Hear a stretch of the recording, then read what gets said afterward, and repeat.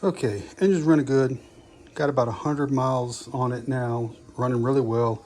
Can't complain about that. The only thing that's in the back of my mind just aggravating me is the oil pressure. It was about 75 psi, now it's about 50, idling about 35 or 40. The only thing I did different was change the pressure relief valve, which is way down there. And so still 50, 55 pounds is pretty good, but I'm just not happy with that. So here's the original oil pressure relief valve plunger and spring. And I was told to double check for a shim.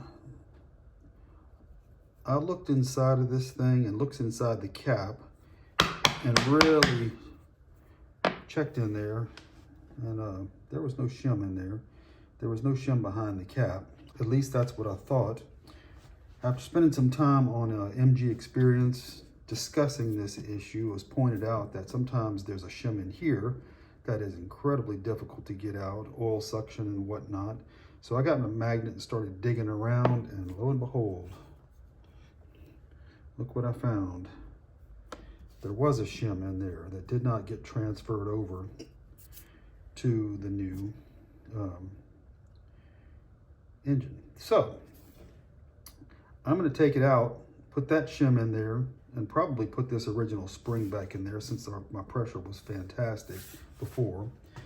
And I'm not sure if the spring that's in there is a little bit weak, but I only want to do this one more time. So I'm going to put the original shim, the original spring, because it's not that old, and a new valve, and call it a day. It shouldn't be too difficult. I think I can get back there and take that cap off to get the plunger out.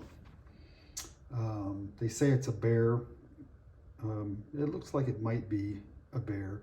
I think what I'm gonna do is pop the carbs off and go in from the top and get it off that way rather than crawling underneath and doing that. That does not sound like fun to me. So anyway, I'm gonna get started on that and we'll see how it goes.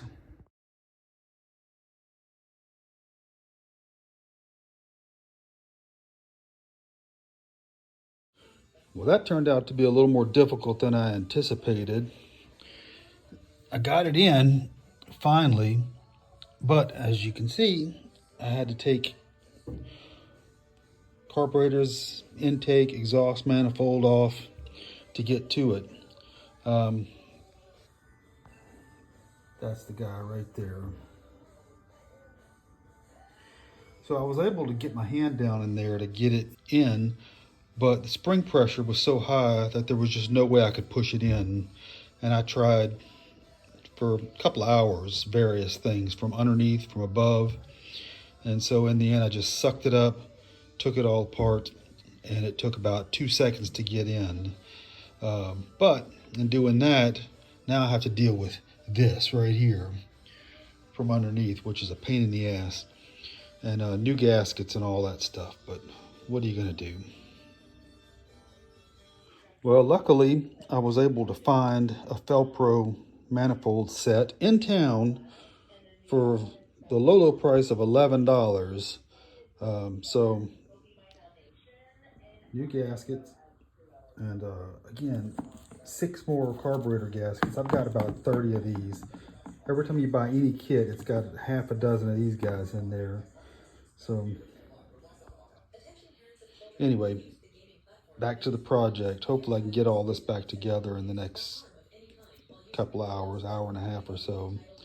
And hopefully my oil pressure will be up around 75 pounds again. Again, what I did was put the old spring back in it because I think it had more tension, and I put a shim in it as well. Alrighty, after a fairly miserable experience replacing that oil pressure relief valve, I thought it was going to be simple, but in order to take it out was easy. I got it out no problem. To put the other one back in and to compress that spring was a pain in the ass, and I ended up having to take carbs off, manifold, exhaust, all of that off. So anyway, let's see what happens here now.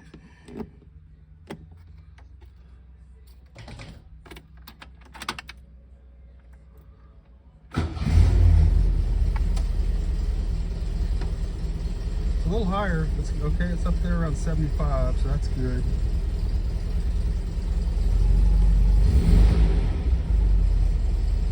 That's more like it. That's cold, so it's going to be higher at idle. So I'm going to go take it for a drive and heat it up and run it through its paces. But 75, actually just a hair above 75. I'm kind of happy with that. But we'll take it for a drive and we'll see what happens.